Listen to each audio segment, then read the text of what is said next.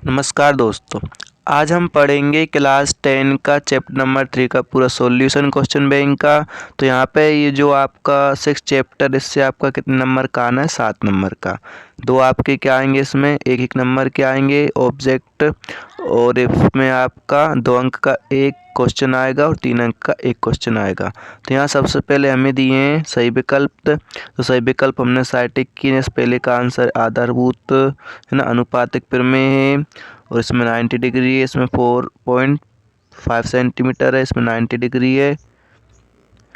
उसके बाद ये हमारा 5वां विकल्प है 4, इसका आंसर। रिक्त स्थान भी हमने आज सभी सॉल्व किए हैं, पहले का समरूप, दूसरा समरूप है ना, और तीसरा है सभी त्रिभुज कैसे समबाहु, ठीक है, समरूप होते हैं। और दो समान कोणिक त्रिभुजों में उनकी संगत भुजाओं का अनुपात सदैव समान होता है, ठीक है। यदि एक रेखा किसी त्रिभुज की दो भुजाओं को एक ही अनुपात में विभाजित करे तो वह तीसरी भुजा के समांतर होती है। उस हमने यहाँ पे सत्य असत्य भी आंसर दिए हैं, और यहाँ पे हमारा एक वाक्य में उत्तर है, ठीक है ना। क्या सभी समद्विबाहु त्रिभुज समरूप होते हैं? नहीं होते हैं। क्या सभी वर्ग समरूप होते हैं? होते हैं। उसके बाद आते हैं हम क्वेश्चन नंबर 5 से सॉल्यूशन करेंगे। अब क्वेश्चन नंबर 5 में क्या पूछा है? यदि कोई रेखा एक त्रिभुज ABC की भुजाओं AB और AC को क्रमशः D और E पर प्रतिच्छेद करे तथा भुजा BC के समांतर हो तो सिद्ध कीजिए कि AD/AB बराबर AE/AC होगा। तो अब हम क्वेश्चन 5 सॉल्व करेंगे। ये देखिए, यहाँ पे हमने क्वेश्चन नंबर 5 सॉल्व किया है। हमें क्या दिया था? BC समानांतर DE दिया हुआ है, ठीक है। सिद्ध हमें क्या करना है? AD/AB AE/AC। तो यहाँ पे क्या है, देखो DE समानांतर BC दिया है, तो आधारभूत प्रमेय से कर लेंगे। यदि कोई भुजा क्या करती है, दो भुजाओं को समद्विभाजित करती है, वो किस में होते हैं? अनुपात में होते हैं। तो ये आपकी आधारभूत अनुपातिक प्रमेय से हमने लिख लिया AD/DB और AE/EC। इसको हमने क्या कर दिया? उल्टा कर दिया। तो हमने क्या किया? DB/AD EC/AE किया, दोनों में एक जोड़ा हमने।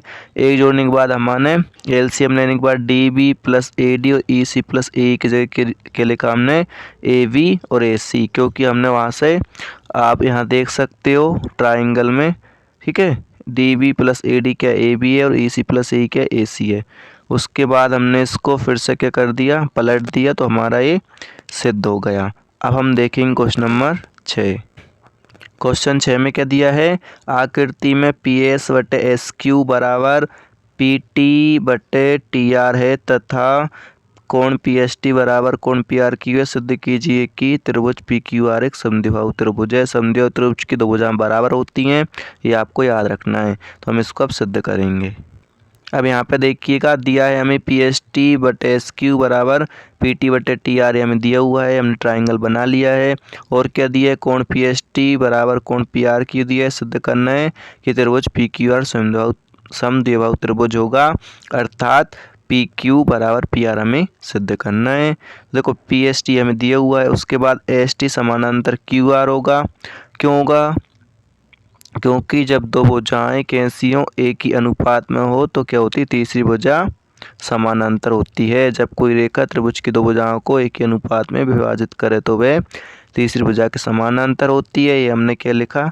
प्रमेय से लिखा। उसके बाद कोण PST बराबर कोण PQR संगत कोण है, और कोण PST बराबर कोण PRQ हमें दिया हुआ है। उसके बाद समीकरण 1 और 2 से हम लिख लेंगे।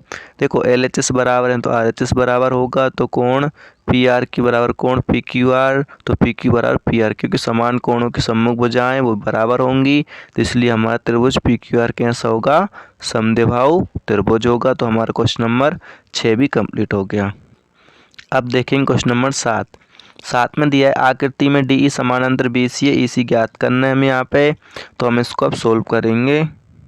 देखो हमें जो दिया था हमने वो सब लिख लिया पहले, हमें EC नहीं दिया वो हमें ज्ञात करना है।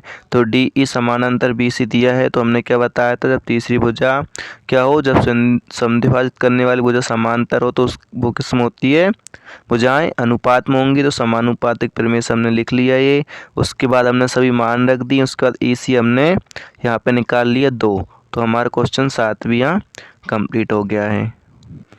अब देखेंगे क्वेश्चन नंबर 8। आकृति में DE समानांतर BC AD ज्ञात करना है। जैसे 7वां करना था वैसे ही हमें 8वां करना है। इसको भी हम आधारभूत प्रमेय से अनुपात बराबर करके मान रख के आंसर निकाल लेंगे। ये देखिए क्वेश्चन नंबर 8 हमने दिया है, लिख लिया DE समानांतर BC, DB AE EC दिए थे सब लिख लिया हमने। AD ज्ञात करना है तो DE समानांतर BC समानुपातिक प्रमेय से लिख लिया AD बटे DB AE बटे EC, सभी के मान रख दिए। AD का ज्ञात करना था उसको ऐसे ही रहने दिया। यहाँ से AD हमने निकाल लिया, हमने 7.2 इंटू 1.8 क्रॉस मल्टीप्लाई किया और 5.4 हमारा डिवाइड में है। हमने आंसर किया, काटा इसको तो आया DED बराबर AD हमारा 2.4 सेंटीमीटर। तो क्वेश्चन नंबर 8 कंप्लीट हो गया। अब हम देखेंगे क्वेश्चन नंबर 9। ABCD एक समलंब चतुर्भुज है जिसमें AB समानांतर DC है तथा इसके विकर्ण परस्पर बिंदुओं पर प्रतिच्छेद करते हैं। दर्शाई कि AO बटे BO और CO बटे DO।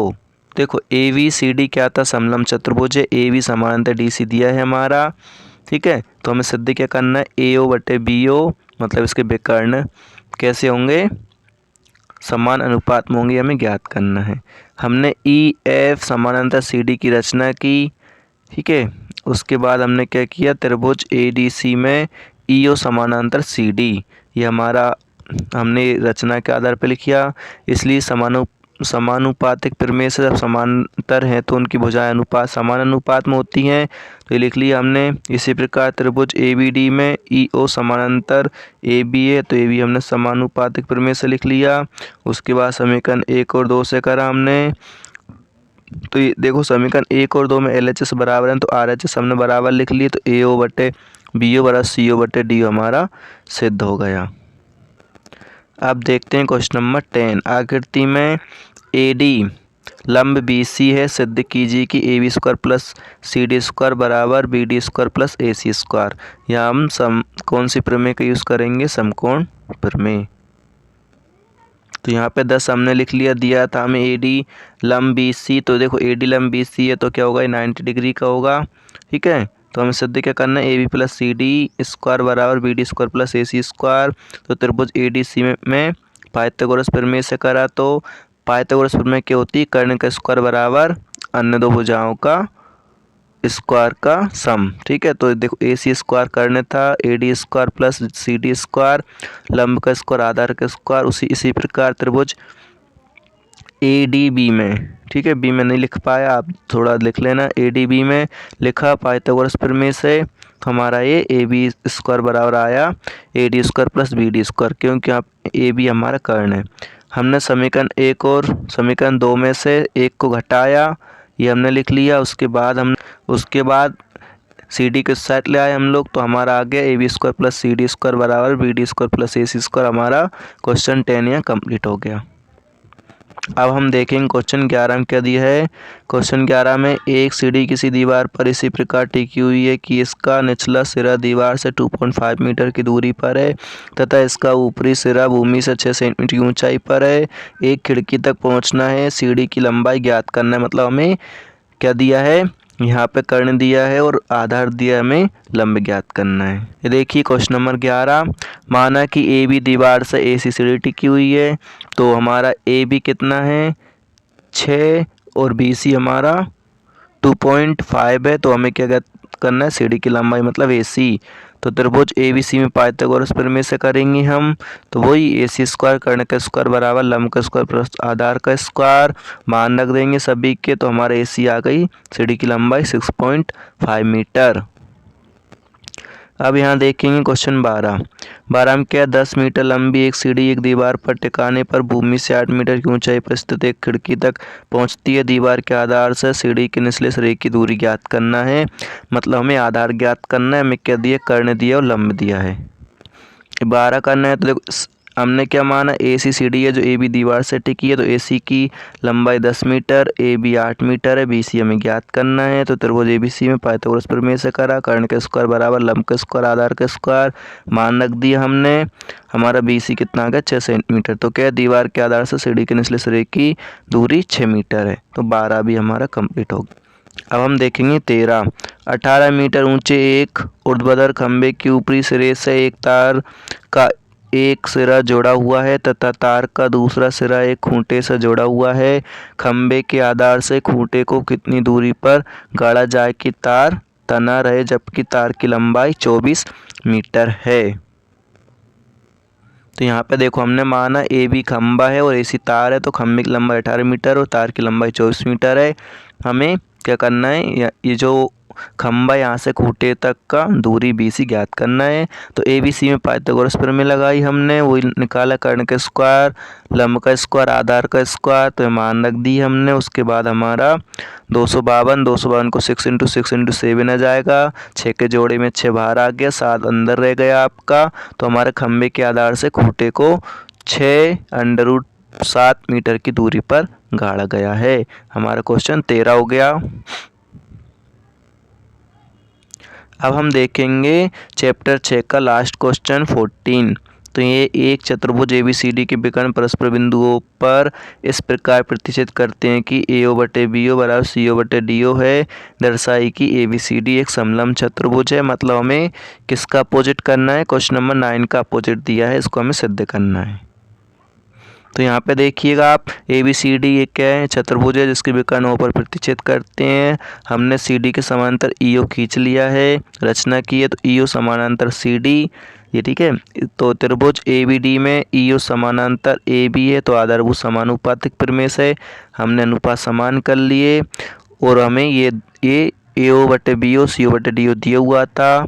तो यहाँ पे हम देखते हैं, देखो यहाँ पे हमने क्या किया, इसको बदल दिए, EO/CO, मतलब इसको बटे में लिया, इसको ऊपर ले गए, तो हमारा हो गया AO/CO बराबर BO/DO।